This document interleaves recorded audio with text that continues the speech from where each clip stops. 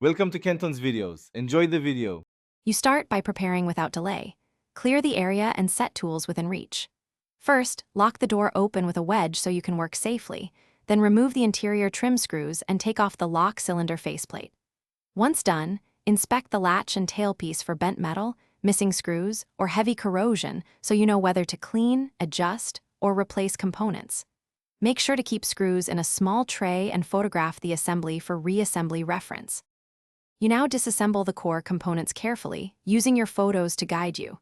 Remove the cylinder and the retaining clip, then lift out the cam and check the springs for wear. Weak springs cause sticky returns. Next, test the deadbolt and latch by hand to feel binding or rough spots, and examine the strike plate alignment on the frame.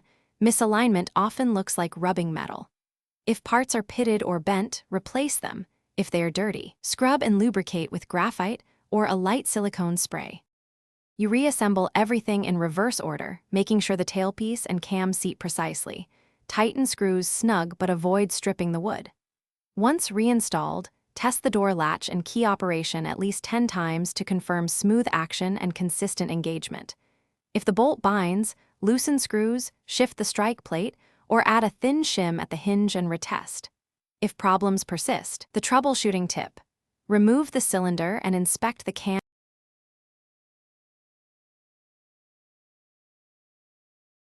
Thanks for watching. Consider subscribing if we helped you.